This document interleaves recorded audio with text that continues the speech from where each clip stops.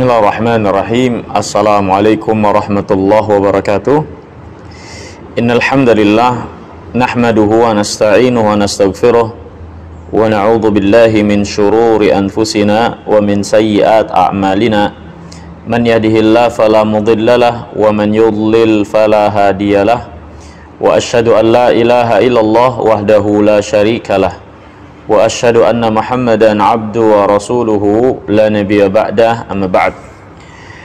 Ayol ikhwa wal akhwat rahimakumullah. Alhamdulillah, dengan memuji Allah kita bersyukur atas segala nikmat dan karunia-Nya.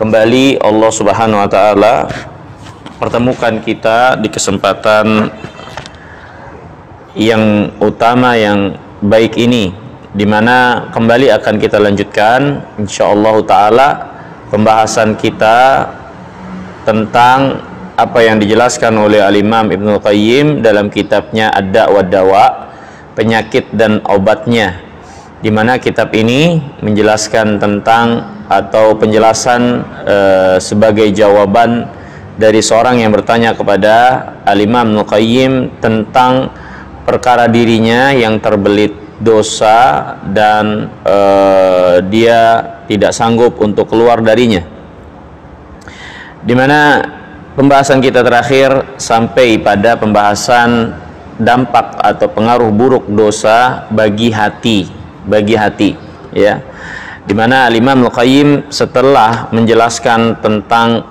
efek dan dampak buruk dosa secara umum, kemudian penjelasan tentang hukum syar'i dan hukum kauni berkait dengan dosa yang dilakukan, beliau mengkhususkan selanjutnya membahas tentang akibat buruk bagi hati, ya, karena dosa dan maksiat.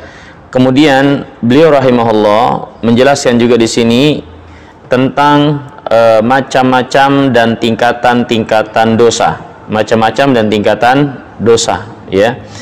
Dibuat judul di sini Tafawutul uqubat bitafawutil dunub, bahwasanya dampak hukum atau akibat buruk dari dosa beragam seperti beragamnya dosa, ya, atau tergantung dari tingkatan dosa tersebut.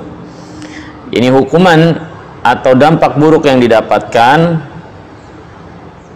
tergantung dari tingkatan dosa yang dilakukan, ya. Beliau rahimahullah mengatakan, walamma kanatid dunub mutafawitah fi darajatiha wa mafasidiha tafawatat uqubatuha fid dunya wal akhirah bihasbi tafawutiha. Ketika dosa itu beragam tingkatannya, beragam dampak-dampak efek buruknya, maka hukuman yang akan menimpa pelaku dosa di dunia dan di akhirat pun bertingkat-tingkat, ya. Kemudian beliau menjelaskan, wa nahnu nadhkur fiha bi'aunillah wa husni taufiqihi faslan wa jizan jami'an. Dan kami akan menyebutkan dengan pertolongan Allah, kami akan menyebutkan dengan pertolongan dan karunia Allah Subhanahu wa taala suatu fasal yang ringkas tapi mengumpulkan keterangan tentang tingkatan-tingkatan serta macam ragam dari dosa tersebut. Fanaqul, maka kami mengatakan, yang pertama beliau menjelaskan di sini tentang pokok dasar dari dosa. Pokok dasar dosa itu ada dua. Hakikat dosa adalah meninggalkan perintah atau mengerjakan larangan, melanggar larangan. Jadi pokok dasar dosa, ya, adalah tidak mengerjakan perintah atau yang kedua melanggar larangan. Dan kedua pokok dasar dosa ini adalah dosa yang dilakukan oleh nenek moyang manusia dan jin. Nabi Adam melanggar dari sisi larangan, yaitu melanggar larangan Allah untuk mendekati pohon di surga. Adapun iblis yang menjadi nenek moyangnya bangsa jin itu melanggar Allah dengan tidak mau taat kepada perintah. Jadi pokok dosa itu adalah tidak taat perintah, meninggalkan perintah. Yang kedua, melanggar larangan, ya. Kemudian kata Imam Al-Qayyim, kedua dosa ini dilihat dari sisi lahir dan batinnya, maka terbagi menjadi dua. Dosa yang sifatnya zahir, yang dilakukan oleh anggota tubuh yang nampak. Dosa yang sifatnya batin, yang dilakukan oleh hati. Jadi perhatikan di sini, banyak kita tidak sadar dan tidak mengetahui yang namanya dosa bukan hanya apa yang menjadi perbuatan lahiriah.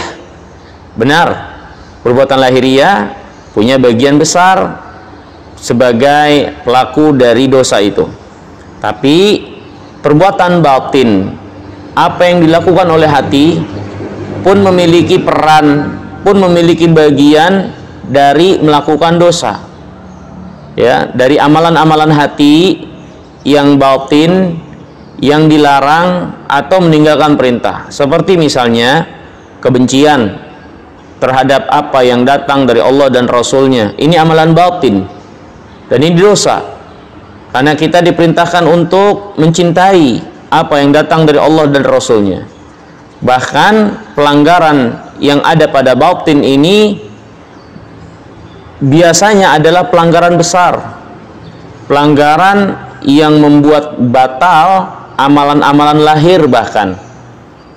Jadi perhatikan di sini, yang namanya dosa bukan hanya dilakukan oleh perkara-perkara yang sifatnya lahir, tapi dia juga bisa dilakukan oleh perkara-perkara yang sifatnya batin, apa yang dilakukan oleh hati.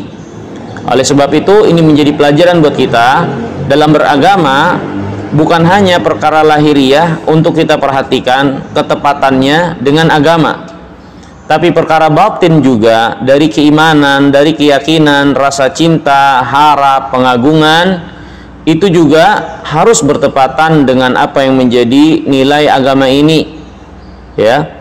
Kemudian hadirin yang dimuliakan Allah, Al-Imam juga menjelaskan, ya, dosa ditinjau dari sisi lahir, nampak atau tersembunyinya, terbagi menjadi dua, zahir dan batin.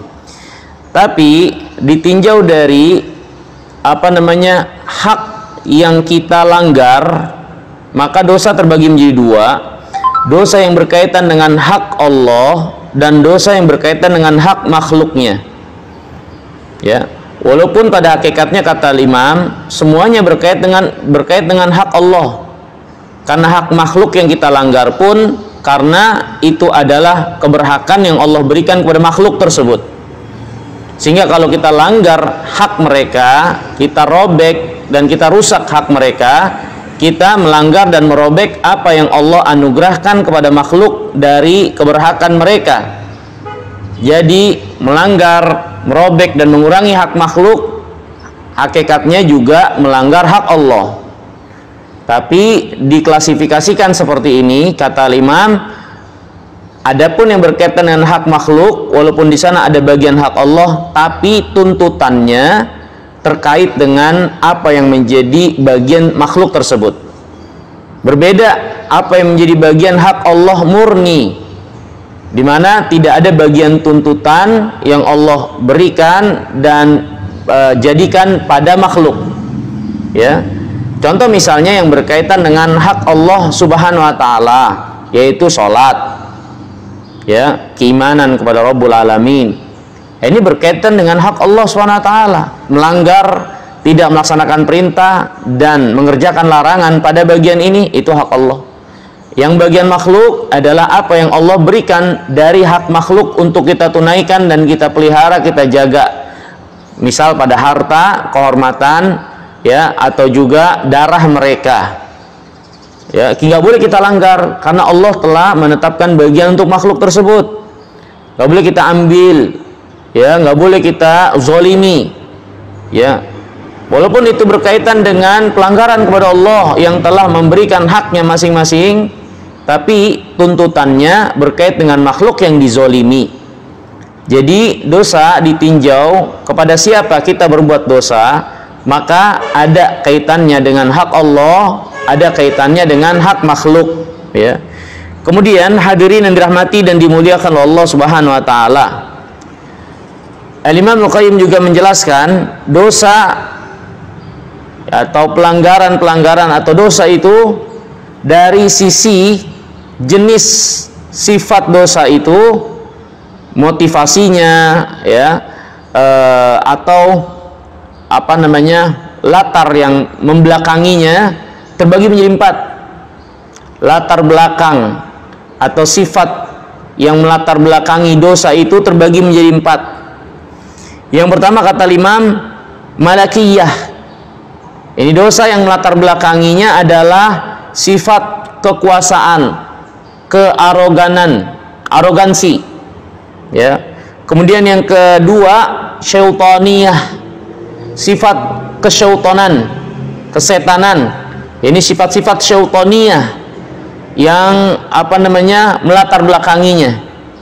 Yang ketiga, sab'iyah, sifat kebuasan, ya, kebuasan yang ada pada diri, itu yang melatar belakangi sehingga terjadilah suatu perbuatan dosa. Kemudian yang keempat, wal bahimiyah, sifat kehaiwanan, sifat kehaiwanan yang ini melatar belakangi seorang akhirnya melakukan perbuatan dosa. Nah, mari kita perhatikan penjelasan Al-Imam Al-Qayyim tentang 4 sifat yang melatar belakangi suatu perbuatan dosa. Yang pertama yaitu malakiyah, sifat arogansi, ya, kekuasaan, penguasaan, ya.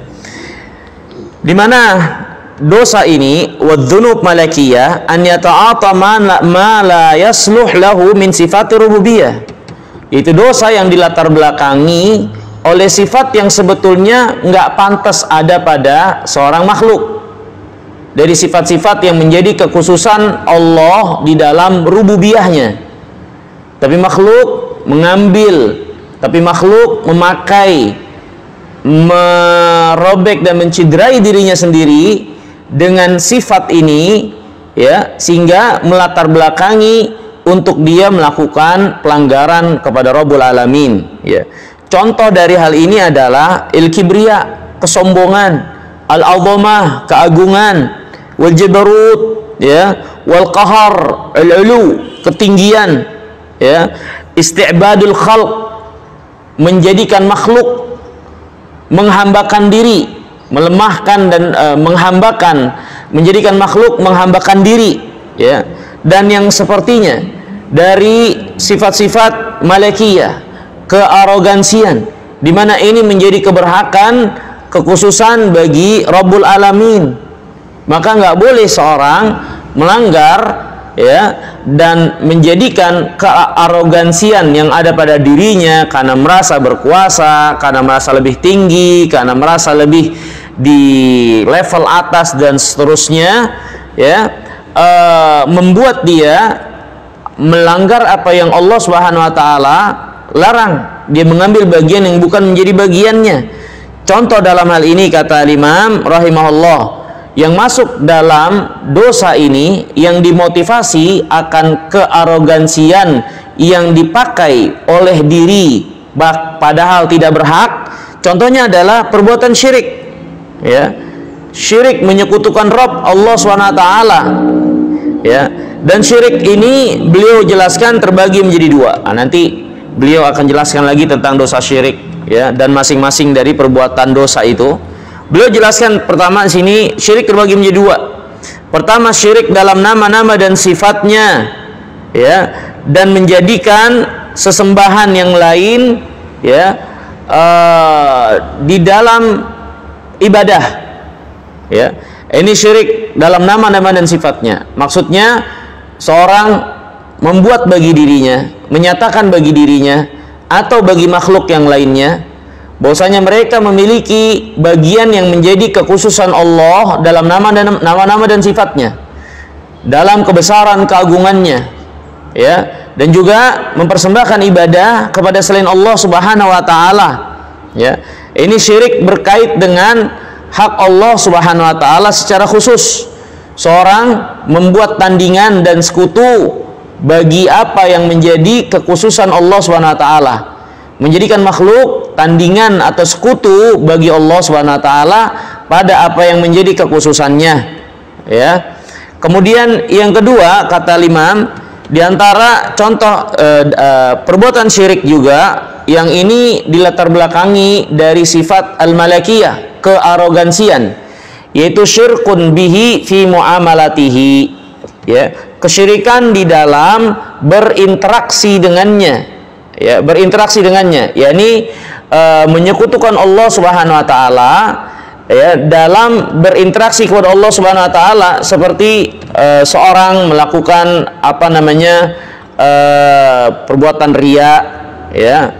Dia ibadah kepada Allah Subhanahu wa taala tapi juga dia mengharapkan apa yang menjadi pujian dan sanjungan manusia. Dan kata Imam, wa hadza tsani qad la yujibu dukhulan nar. Yang kedua ini mungkin tidak membuat seorang masuk ke dalam api neraka, walaupun wa in ahbatal amal alladhi asyraka fihi ma Allah ghairahu, walaupun dapat membatalkan amal yang dia lakukan dengan menyekutukan Allah dengan selainnya, ya, menyekutukan Allah dengan selainnya, ya, seperti seorang syirik dalam berinteraksi dengan Allah Subhanahu wa taala, dia tidak bersyukur kepada Allah Subhanahu wa taala, ya, atau yang semisal dan seperti hal tersebut, ya. Kemudian hadirin yang dimuliakan Allah, beliau menjelaskan dosa syirik ini adalah macam dosa yang paling besar, ya, dari berbagai macam dosa yang lainnya, ya. Dan termasuk di dalam hal ini adalah seorang berkata atas nama Allah dengan tanpa ilmu, ya, seorang berkata atas nama Allah dengan tanpa ilmu pada ciptaan atau pada syariatnya. Faman kana min ahli hadhihi dzunub faqad naza Allah Subhanahu wa taala fi rububiyyatihi wa mulkihi wa ja'ala lahu niddan wa hadza a'dhamud dzunub indallah wa la yanfa'u ma'ahu amal. Dan dosa syirik ini adalah dosa yang paling besar di sisi Allah, sehingga amal yang dilakukan oleh seorang hamba tidak bisa menolong dia ketika dia menyekutukan Allah Subhanahu wa taala. yakni ketika perbuatan dosanya dilatar belakangi sifat arogansi yang ini harusnya menjadi milik Rabbul Alamin, dia ambil bagiannya, dia letakkan pada dirinya atau letakkan kepada selain Allah Subhanahu wa taala, ya, selain dirinya, ya, diletakkan sifat ini untuk diberikan dengan persembahannya, pengagungannya, harapannya, dan seterusnya. Maka ini adalah suatu perbuatan dosa yang sangat besar, yang pelakunya tidak diampuni oleh Allah, dan amal solehnya, amal kebaikannya bisa nggak bermanfaat buat dia. Ini syirik, dan dosa itu adalah syirik yang biasanya dilatar belakangi oleh sifat kearoganan, ya. Nah, tadi sudah kita jelaskan. Macam yang kedua dari sifat yang melatar belakangi seorang berbuat dosa adalah syaitaniyah, sifat kesyaitanannya, yaitu sifat yang ini adalah menjadi sifat yang lekat dengan syaitan. Kemudian seorang mengambil bagian menyerupai sifat-sifat yang melekat dengan syaitan ini, ya. Di antara sifat itu contohnya hasad, ya. Syaitan lekat, yang menjadi sifat buruk yang ada pada dirinya adalah hasad, seperti yang ada pada iblis. Bagaimana hasadnya kepada Adam yang Allah lebih muliakan, sehingga Allah perintahkan dia untuk sujud, dia nggak mau, ya. Kemudian juga contohnya wal bagi, sewenang-wenang, ya, sifat kesewenang-wenangan. Wal gish, menipu. Wal ghil, yakni kebencian atau ya seperti itu kurang lebih, kebencian yang ada pada hati kepada selainnya. Wal khida, tipuan. Wal makar, ya, makar, tipu daya. Wal amr bima'asillah, memerintahkan, mengajak untuk bermaksiat kepada Allah, menghiasi perbuatan maksiat seolah-olah baik, melarang dari ketaatan, ya, dan menjadikan atau menggambarkan ketaatan itu sebagai keburukan, berbuat bid'ah, mengada-ngadakan sesuatu yang baru dalam agama, menyeru kepada kesesatan dan perbuatan-perbuatan bid'ah yang dianggap sebagai satu kebaikan, padahal bertolak belakang dan bertentangan dengan syariat. Maka ini adalah dosa-dosa yang dilatar belakangi dari sifat kesyaitanan. Sifat kesyaitanan, yakni meniru, menyerupai apa yang ada pada syaitan, yang menjadi sifat syaitan. Ya, wa hadha an-naw' yali an-naw'il awwal fil mafsadah, wa in kanat mafsadatuhu dunahu. Ya, bagian ini ya mungkin ada di tingkatan yang kedua setelah tingkatan pertama dari sifat yang melatar belakangi suatu perbuatan dosa.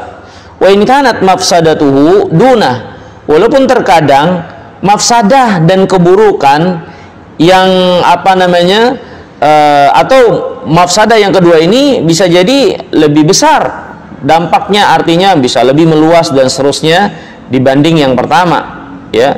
Tapi dari segi keburukan untuk pribadi maka jelas yang pertama ini yang lebih jelek dan lebih buruk, ya. Kemudian yang ketiga, ya, di antara sifat yang melatar belakangi seorang berbuat dosa, as-sab'iyah, yakni sifat kebuasan, sifat buas, kerakusan, ya. Dosanya diantaranya adalah al-udwan, permusuhan, gosok, rampasan, safkud dima, menumpahkan darah tanpa hak, wa tawassub ala du'afa wal ajizin, ya,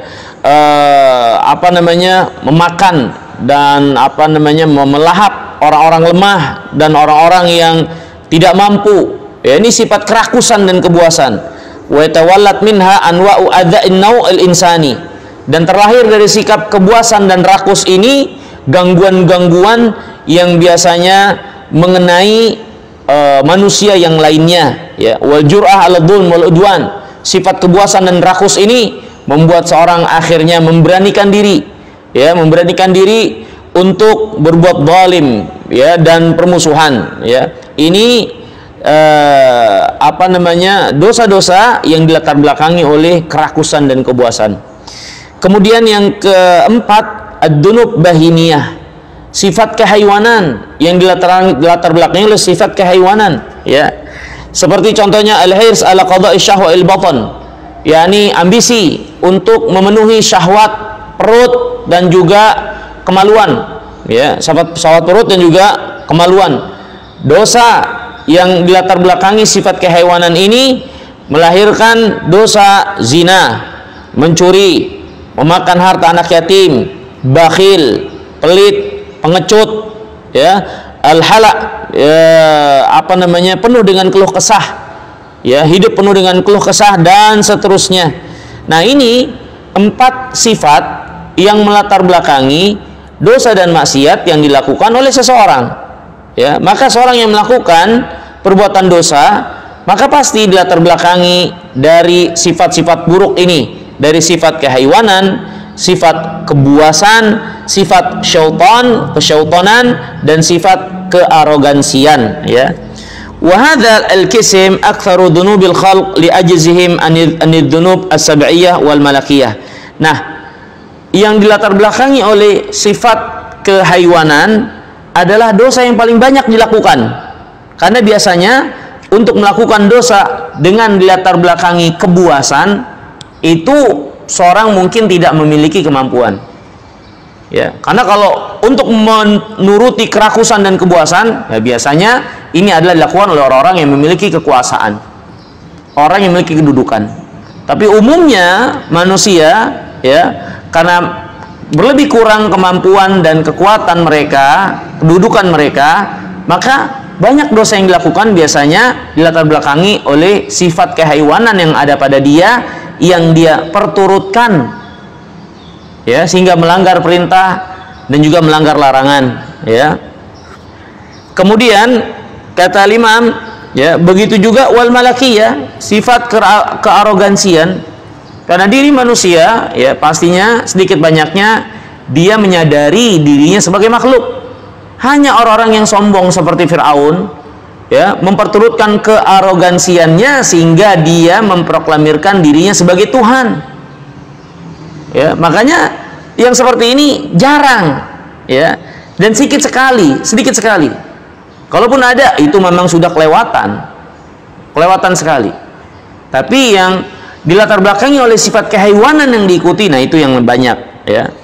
Wa minhu yadkhulun ila sairil aqsam fa yajuru ilaiha bizimam, akan tetapi dari sifat kehaiwanan yang terus diikuti, yang terus digeluti, ini akan menanjak, ini akan meningkat, ya, menuju sifat-sifat selanjutnya. Yang pertama yang diikuti mungkin adalah sifat kehaiwanannya, tapi ketika dia terbelit di sana, berkubang di sana, akhirnya semakin menjadi-jadi dan terbentuklah sifat kebuasan, ya. Kemudian terus terbelit dan menjadi-jadi sehingga tercipta juga sifat kesyaitonan sampai kearogansian. Jadi sifat-sifat ini memiliki keterkaitan, walaupun dimulai dari bagian yang paling bawah, tapi kalau itu tidak diperhatikan, ya, tidak dikendalikan, maka dapat menyeret dia kepada sifat yang paling berat yang melatar belakangi seorang berbuat dosa dan maksiat, yaitu sifat kearogansian, ya. Fayadkhuluna minhu ila dunub sab'iyah, thumma ila syaitaniyah, thumma ila munaza'ati rububiyyah wa syirk fil wahdaniyah. Wa man ta'ammala hadha haqqut ta'ammul tabayyana lahu anna dunub, ya, dihlizu syirk wal kufur, ya. Siapa yang memperhatikan perkara ini semua, maka akan jelas baginya bahwasanya dosa itu, ya, akan menyeret, membawa dan menjadi jembatan menuju kesyirikan dan kekufuran serta sikap pertentangan kepada Allah di dalam rububiyahnya. Jadi dosa itu walaupun pertamanya dilatar belakangi atas sifat kehaiwanan, tapi sesungguhnya itu adalah bagian terkecil dari bentuk pembangkangan pengakuan keimanan Allah sebagai Tuhan, sebagai Tuan, sebagai yang Dia ibadahi, sebagai penguasa dan penciptanya. Karena keadaan diri sebagai yang diciptakan tentu nggak pantas menghadap dan menunjukkan kepada penciptanya dengan pelanggaran dan pembangkangan. Jadi dosa hakikatnya itu bentuk pembangkangan, walaupun dimulai dari bagian terkecil sampai akhirnya pembangkangan yang sangat berat, memproklamirkan diri dan menyadarkan diri memiliki bagian dari apa yang menjadi kekhususan Allah.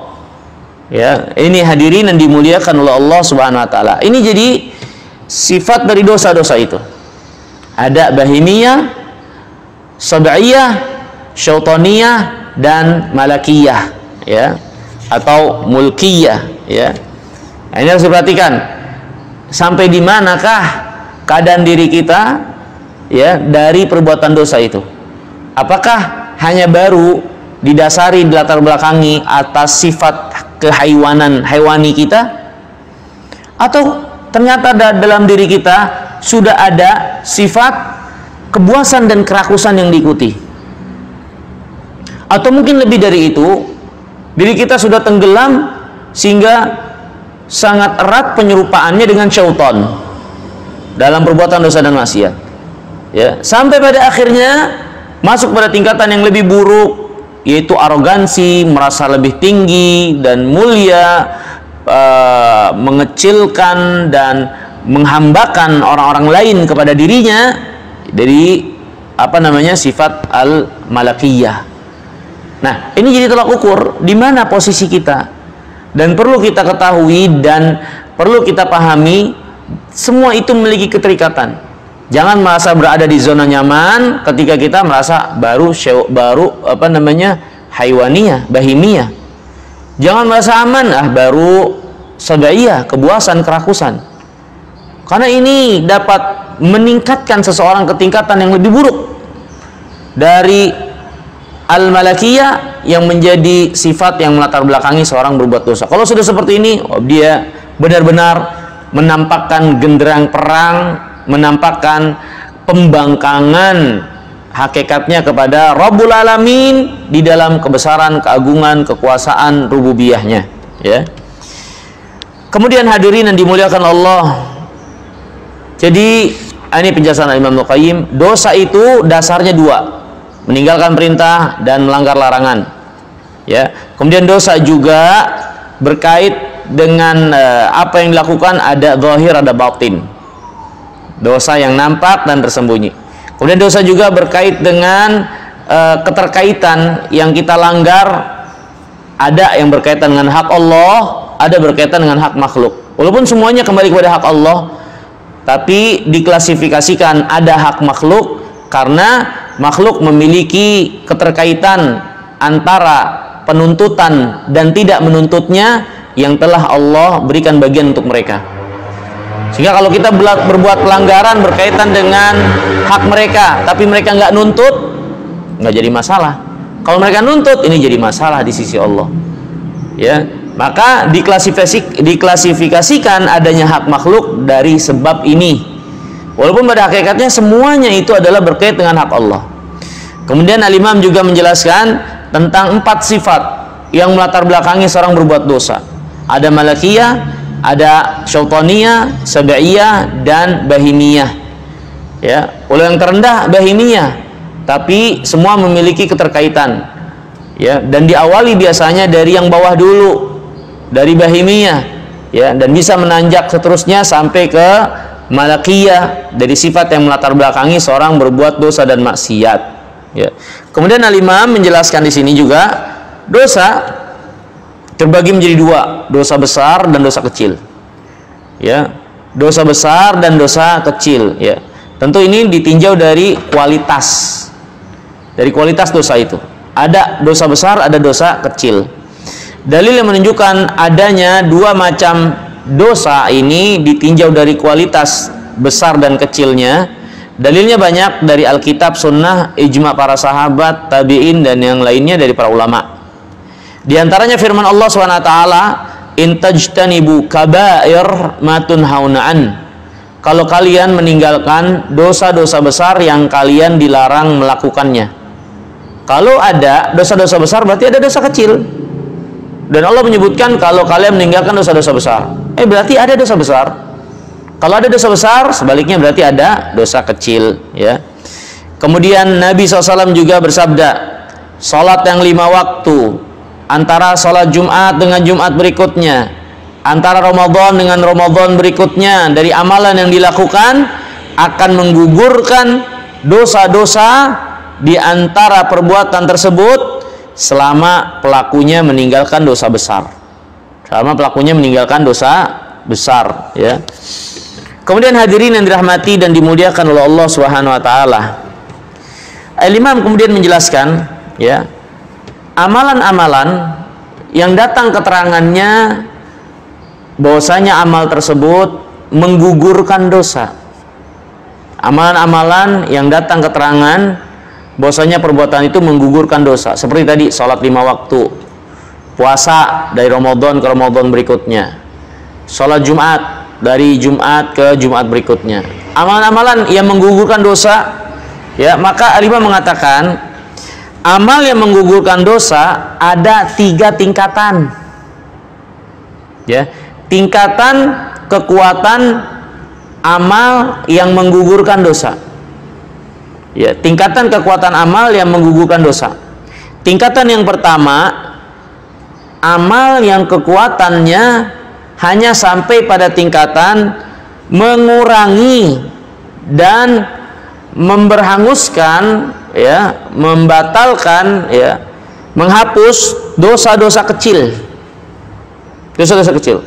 Jadi ada amal yang dilakukan di mana kekuatan amal itu hanya memberhangus dosa-dosa kecil. Karena mungkin amal itu amal yang lemah dari sisi keikhlasan, lemah dari sisi kekhusyuan, dari sisi kesungguhan, dari sisi ittiba, sehingga amal itu lemah. Dan dengan sebab amal ini lemah, dia tidak menghantam dan menggugurkan kecuali dosa-dosa kecil, ya. Tingkatan yang kedua, ya, ada amalan-amalan yang kekuatannya itu menangani dosa-dosa kecil, ya, menangani dosa-dosa kecil secara tuntas, tapi tidak sampai memiliki kekuatan untuk menangani dosa besar. Jadi bagian yang pertama, ya, karena lemahnya itu kualitas, sehingga dia tidak mengurangi kecuali dosa-dosa kecil, nggak sampai tuntas. Tingkatan kekuatan yang kedua dari amal, dia menuntaskan dosa kecil, tapi nggak bisa menuntaskan dosa besar, karena keburu habis dan lemah kekuatannya untuk menghabiskan dosa-dosa kecil. Ini tingkatan yang kedua. Tingkatan yang ketiga kata Imam, ya, suatu amalan yang memiliki kualitas dan kekuatan, sehingga dia bukan hanya menangani dosa kecil, ya, tapi kekuatan yang tersisa setelah menangani dosa kecil beres, tapi dia masih memiliki kekuatan, maka kekuatan ini, ya, bisa saja menghantam, membereskan sebagian keburukan atau dosa dari dosa-dosa besar. Ya. Jadi ini tingkatan kualitas dari amal. Ada yang lemah, yang hanya mengurangi dosa-dosa kecil. Ada yang pertengahan, menuntaskan dosa-dosa kecil, walaupun habis sampai di situ, dia nggak bisa menangani dosa besar. Ada kualitasnya yang ketiga, ya. Kualitas ketiga ini sangat kuat, sehingga dosa-dosa kecil tertuntaskan, tapi dan dia masih menyisakan kekuatan untuk mengurangi, ya, melawan, ya, apa yang menjadi bagian dari dosa-dosa besar, ya. Nah, ini Al-Imam rahimahullah menunjukkan kepada kita sekalian apa yang pernah kita singgung, ya, berkait dengan suatu amalan yang dijanjikan oleh Rasulullah SAW menggugurkan dosa ini, dosa itu, tapi dipersyaratkan kalau dia meninggalkan dosa besar. Sehingga para ulama menjelaskan umumnya suatu amalan yang menggugurkan dosa seperti puasa Arafah, menggugurkan dosa tahun lalu dan akan datang. Banyak para ulama mengatakan bahwasanya yang dimaksud yang gugur ini hanya dosa kecil. Kenapa? Karena dosa besar secara khusus perlu taubat. Dia nggak bisa digugurkan hanya semata dengan amal yang dilakukan. Tapi Al-Imam Ibnu Qayyim, beliau punya kesimpulan lain. Nah, kesimpulan beliau merincikan seperti ini. Ya, ini tentu di luar taubat, ya, karena taubat itulah yang akan bisa untuk menghilangkan, menggugurkan dosa-dosa. Kalau dosa Allah taubat itu menjadi taubat yang nasuh, diterima di sisi Allah Subhanahu Wa Taala, ya. Tapi yang dijelaskan oleh Imam adalah berkait dengan kualitas amal, berkait dengan pengguguran dosa. Ya, beliau punya kesimpulan lain. Kesimpulannya seperti ini, amal itu kualitasnya berbeda-beda. Ada yang hanya bisa menggugurkan, mengurangi dosa-dosa kecil, tapi dia keburu lemah. Ya, dosa-dosa kecil belum tuntas mungkin, tapi pastinya ada pengaruh efeknya. Yang pertengahan, dia memiliki kekuatan yang lebih, dosa kecil lenyap, ya, tertuntaskan, tapi nggak bisa menghadapi dosa besar, karena dia sudah banyak energinya keluar untuk dosa-dosa kecil. Nah, ada tingkatan yang ketiga, ini paling kuat, tingkatan amaliyah dengan kualitas yang kuat, yaitu suatu amalan, ya, dengan kekuatan keikhlasannya, itibanya dan seterusnya, hingga akhirnya dia menuntaskan dosa-dosa kecil dan menuntaskan atau mengurangi sebagian dari bagian dosa-dosa besar, ya, dosa-dosa besar, ya. Nah, ini kesimpulan dari Imam Ibnu Qayyim. Jadi tidak menutup kemungkinan amal soleh, ya, tentu selain taubat, ya, kalau dia memiliki kualitas, dia bukan hanya menggugurkan dan melenyapkan dosa kecil, tapi juga mengurangi kualitas dosa-dosa besar, mengurangi dampak buruk dari dosa-dosa besar dan seterusnya, ya. Kemudian hadirin, kata Imam, fata'ammal hada fa innahu yuzilu anka iskalat katsirah. Perhatikan hal ini, karena ini akan menyingkap banyak sekali permasalahan yang masih muskil. Ini berkait dengan masalah pengguguran dosa itu. Kemudian hadirin yang dimuliakan Allah, beliau membawakan di sini kemudian sejumlah hadis yang menjelaskan tentang dosa-dosa besar itu, ya. tentang dosa-dosa besar. Di antaranya hadis Nabi SAW, beliau bersabda, ala unabbiukum bi akbaril kabair, maukah kalian aku jelaskan tentang dosa besar yang paling besar?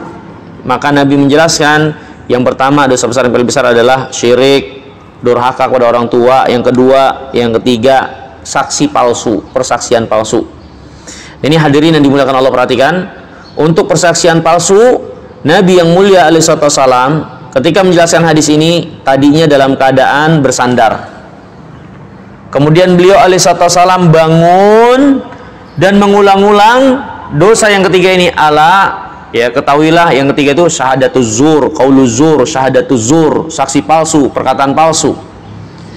Sampai mengulang-ulang. Ini menunjukkan keseriusan dan bagaimana Nabi SAW mengingatkan dengan penekanan masalah syahadatuz zur, persaksian palsu ini. Nah, hadirin yang dimuliakan Allah, perhatikan. Persaksian palsu ini, ya, ternyata kalau kita cermati bukan hanya bisa terjadi di tempat-tempat seperti persidangan, bersaksi palsu, ya, bersaksi padahal dia nggak tahu dan seterusnya. Tapi kalau kita lihat, ini bisa masuk ke dalamnya apa yang terjadi dari fenomena kita saat ini berupa persaksian palsu dari testimoni-testimoni. Ini banyak sekarang sedang meluas, ya, perdagangan-perdagangan, ya, kemudian review terhadap suatu perdagangan, makanan dan lain-lain. Nah, banyak, ya, mereka yang mereview, nggak mungkin mereka mereview dengan kejelekan, karena mereka juga ada sponsor, ada tuntutan dan seterusnya, ya. Padahal mereka juga bukan ahlinya dalam review suatu permasalahan makanan atau yang lainnya. Mereka juga nggak tahu bumbunya, tapi mereka mengatakan, oh ini enak, ini enak. Nggak ada yang nggak enak, nggak ada yang nggak enak, ya. Nah, hati-hati, persaksian seperti ini, ya, ini kalau dibukakan pintu yang luas dan serampangan serta sembarangan, bisa masuk ke dalam persaksian palsu, ya. Kita mereview warung, mereview telur, mereview makanan ini, makanan itu, semuanya enak, nggak ada yang nggak enak. Dengan kata-kata yang dibungkus untuk membuat orang tertarik dan seterusnya, padahal dia sendiri memang mencari sesuatu daripada reviewnya itu. Dia tidak bersikap profesional dan tidak proporsional. Kalau memang nggak enak, kalau kurang. Ya, kenapa dia nggak bisa seperti itu? Karena dia bukan ahlinya. Dia nggak tahu bumbu-bumbu, dia nggak tahu makanan, dia bukan ahlinya di dalam masakan. Sehingga bagaimana persaksiannya bisa jujur dan benar?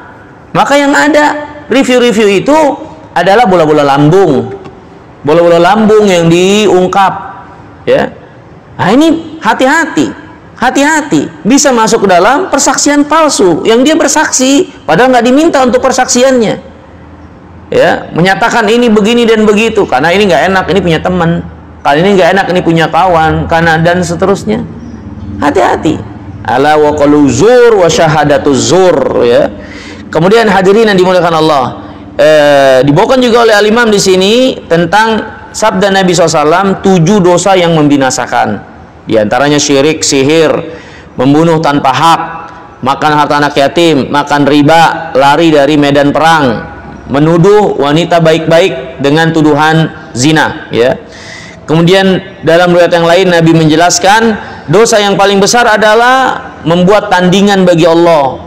Padahal Allah yang menciptakan kita, memberi kita rezeki, menghidupkan kita, melapangkan kehidupan bagi kita. Tapi kenapa penghambaan diri malah diserahkan kepada selain Allah? Ini adalah kekurang ajaran yang sangat berat tingkatannya dari makhluk kepada Khalik. Makanya kata Nabi SAW, dosa yang sangat besar engkau membuat tandingan bagi Allah, padahal Allah penciptakanmu, Allah penciptamu. Kemudian dosa besar juga kata Nabi, engkau bunuh anakmu karena takut ikut makan bersamamu, ya, padahal yang memberi makan Allah, memberi rezeki Allah. Apa urusan kita membinasakan orang lain, membinasakan di luar kita, padahal kita tidak menjamin kehidupan mereka, bukan yang menghidupkan mereka, bukan yang membiayai kehidupan mereka. Gimana kita seenak-enaknya membunuh mereka walaupun anak kita sendiri. Ya, ini pelajaran juga hadirin yang dimuliakan Allah SWT bagi orang-orang yang serampangan, bagi orang-orang yang bermudah-mudah untuk menciderai, menumpahkan darah orang lain. Apakah dia yang pemilik kehidupan orang tersebut, yang memberi mereka makan, yang memberi rezeki kepada mereka sehingga bisa seenak-enaknya memperlakukan orang lain? Ya, ini nggak benar. Lihat, seorang orang tua saja, padahal dia menjadi sebab anaknya ada, nggak berhak melenyapkan anaknya, nggak berhak melenyapkan anaknya. Ya, karena Allah yang menjamin rezekinya, Allah yang menciptakan anaknya itu. Dia hanya sebagai sebab saja bagaimana dia memposisikan dirinya sebagai penentu. Nah, ini hadirin yang dimuliakan Allah. Ya, maka kata Nabi, dosa besar diantaranya kau bunuh anakmu karena kau takut dia ikut makan bersamamu. Ya. Kemudian ditanya lagi kata para sahabat, siapa apa dosanya setelah itu? Kata Nabi SAW, engkau berzina dengan istri tetanggamu, orang yang punya hak besar untuk kau perlakukan dengan baik, jaga kehormatannya, dekat denganmu ya secara fisik ya dari rumah dan seterusnya, tapi engkau malah perlakuan dia dengan buruk, engkau zinahi tetangganya. Nah, ini hadirin yang dimuliakan Allah SWT. Kemudian setelah menjelaskan hadis-hadis ini, beliau menguraikan. Nah, inilah penjelasan para ulama, dosa-dosa besar itu apa saja, apakah dia ada dosa-dosa tertentu sehingga bisa kita tetapkan hitungannya, atau dosa besar itu adalah sifat dan kriteria suatu dosa sehingga tidak ditentukan dari dosa yang dilakukan ya. Nah, ini diuraikan oleh imam. Para manusia berselisih tentang dosa besar. Apakah dia adalah satu dosa yang memang ada tertentunya sehingga kita bisa tahu, bisa hitung, oh ada sekian dosanya ini ya. Ada lagi yang mengatakan enggak ya, dosa besar itu tidak terbatas ya. Tidak terbatas dengan jumlah bilangan, tapi dia ditinjau dari sifat dari dosa itu. Sehingga ada keterangan sebagian para ulama, tidak ada dosa besar kalau diiringi dengan istighfar. Nggak ada dosa kecil kalau dilakukan terus-menerus. Jadi dosa besar pun bisa terjadi, atau suatu dosa bisa masuk dalam kategori dosa besar dari sifat, bukan hanya dari perbuatan itu sendiri. Ya. Kemudian beliau membawakan di sini, Abdullah bin Mas'ud mengatakan dosa besar intinya 4, Abdullah bin Umar 7, Abdullah bin Amr bin As bilang 9, dan ada lagi yang mengatakan 11, ada lagi yang mengatakan 70 ya. Berkata Abu Thalib Al-Makki, aku mengumpulkan dari perkataan para sahabat, maka aku dapatkan dosa besar itu 4 dilakukan oleh hati, syirik, terus menerus dalam maksiat, yakni niat dan cenderung condong dan pengen maksiat terus, israr ala maksiat, berputus asa dari rahmat Allah, merasa aman dari makar Allah, dari siksa Allah.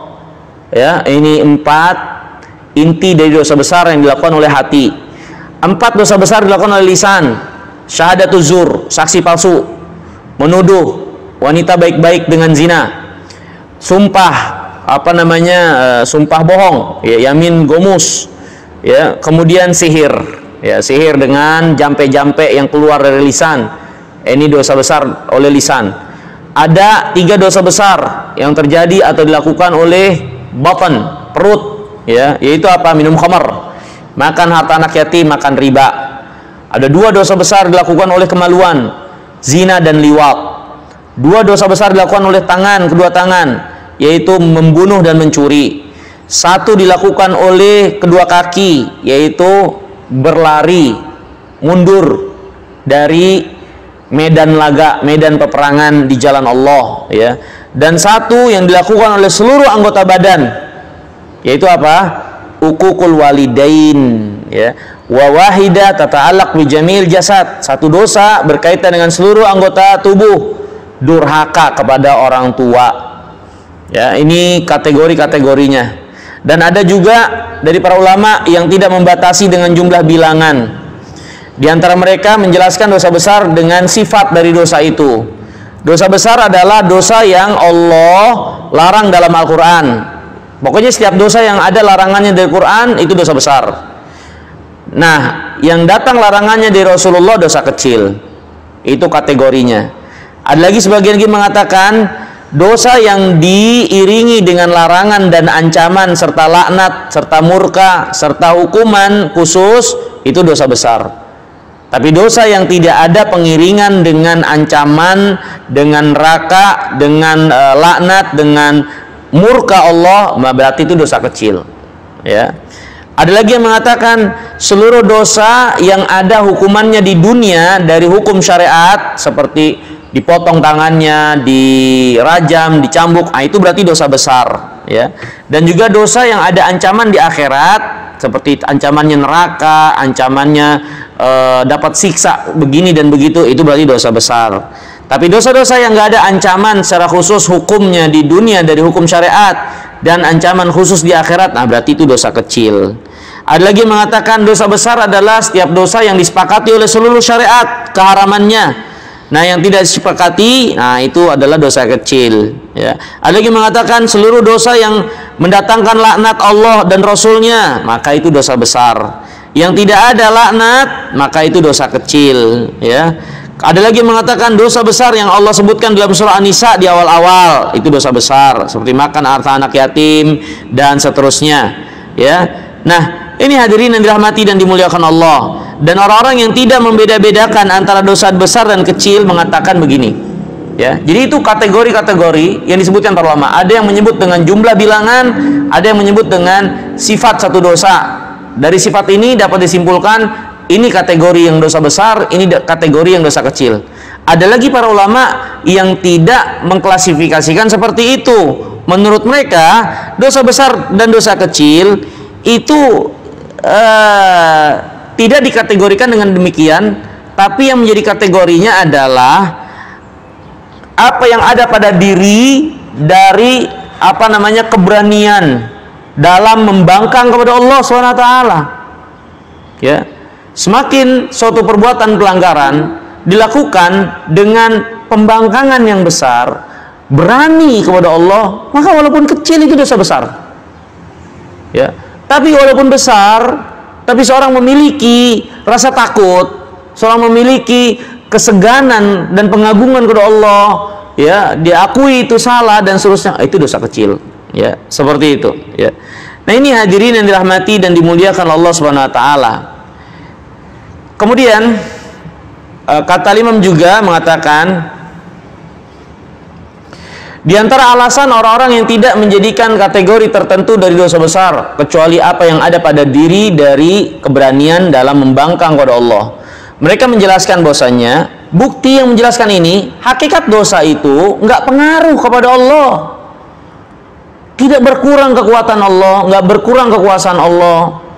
Tidak mengurangi sedikit pun apa yang ada di sisi Allah dari kebesaran, keagungan dan kesucian. Ya. Sehingga ini semua menunjukkan bagi kita sekalian bahwasannya dosa itu ya tidak lain adalah kemaksiatan, penyelisihan, pembangkangan ya yang dilakukan oleh seorang hamba dan gak ada beda. Mau dosanya begini, mau dosanya begitu, mau dosanya begini, mau dosanya begitu. Iya, hakikatnya penyelisihan dan pembangkangan. Sehingga bagaimana kita mengkategorikan ini dosa besar kategorinya begini, dosa kecil kategorinya begitu. Karena semua hakikatnya adalah pelanggaran. Dan tidak berpengaruh sedikit pun pada Allah pada apa yang menjadi kebesaran, keagungan dan kekuasaannya. Ya. Kemudian hadirin yang dirahmati dan dimuliakan Allah. Maka dari sini mereka akhirnya menyimpulkan ini semua kembali kepada keberanian seorang dalam membangkang. Itulah yang menjadikan akhirnya dosa menjadi besar atau tidak. Kemudian juga kembali kepada sikap hamba tersebut, keberanian membangkang, kemudian peremehan terhadap perintah dan larangan. Maka itu yang akhirnya membuat kualitas dosa jadi berat atau tidak. Ada orang yang melanggar tapi dia tahu dia bukan dalam rangka meremehkan perintah Allah. Mungkin dia ke bawah hawa nafsu, ya, seperti Nabi Adam melanggar larangan Allah karena memperturutkan syahwatnya. Tapi akhirnya dia bertobat kepada Allah Subhanahu wa taala. Ya. Jadi ketika dalam hati tidak ada peremehan terhadap apa yang menjadi aturan Allah, ini bisa menjadikan dosa itu kecil. Tapi sikap peremehan, walaupun dosanya kecil mungkin nggak ada artinya apa-apa, menjadi besar di sisi Allah Subhanahu wa taala. Ya. Maka kelompok yang kedua ini yang tidak mengkategorikan dengan dosa menjadi besar dan kecil, tapi kembali kepada si hamba itu, apa yang ada pada dia itu menentukan kebesaran dan kecilnya dosa yang dilakukan. Ya. Maka mereka mengatakan, fala yanzurul abdu ila kibaridz dzambi wa sigharihi fi nafsi walakin yanzuru ila qadri man asah.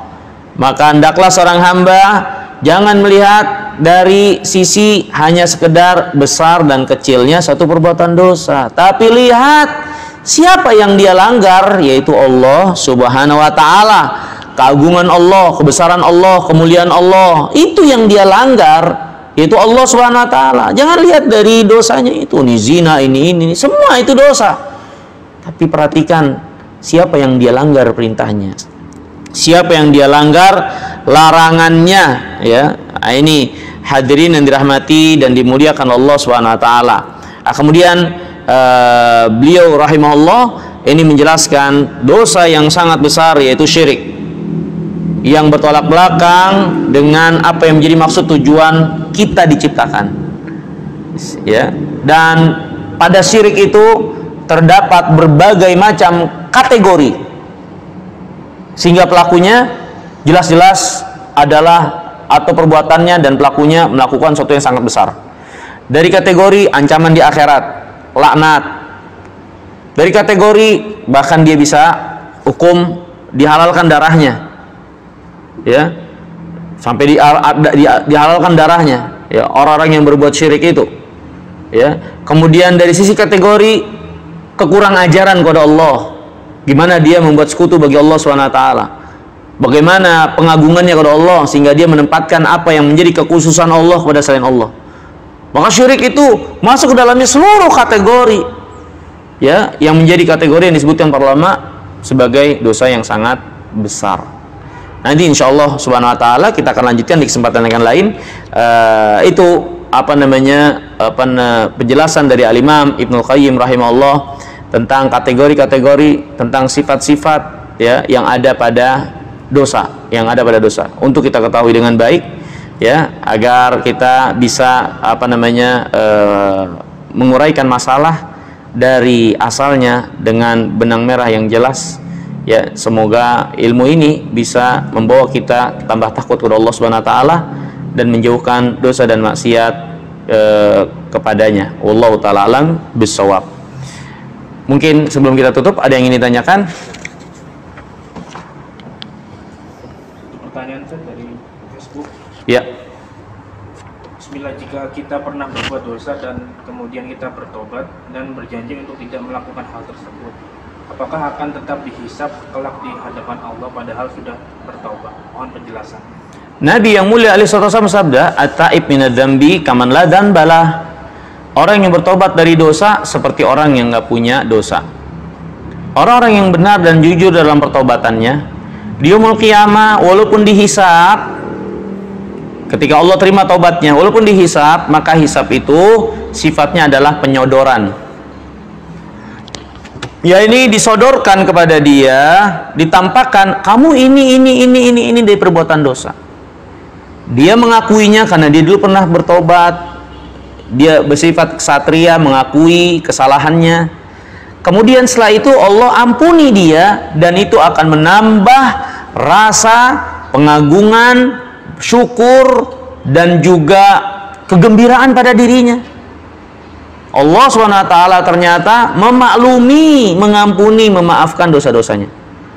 Jadi kalaupun ada hisab di sana, ya, setelah sebelumnya dia bertobat dan Allah terima tobatnya, kalaupun ada hisab, sifatnya adalah al-ird.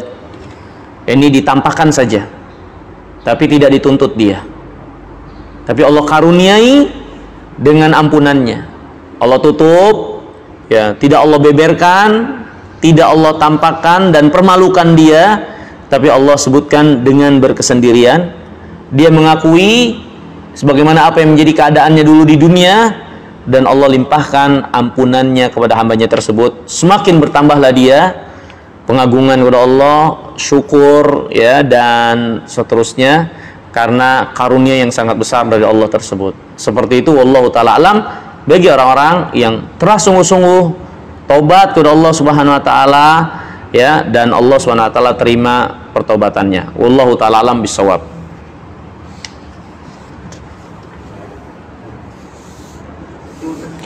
Mungkin ini dulu yang bisa kita pelajari, yang bisa kita bahas. Terima kasih banyak atas perhatiannya. Mohon maaf kurang lebihnya. Semoga Allah senantiasa memberikan taufik dan hidayahnya kepada kita sekalian sampai akhir hayat kita. Innahu waliyyu dzalika wal qadiru alaihi. Wa sallallahu nabiyina Muhammadin wa ala alihi wasallam. Wa akhiru da'wana anil hamdulillahi rabbil alamin. Wassalamualaikum warahmatullahi wabarakatuh.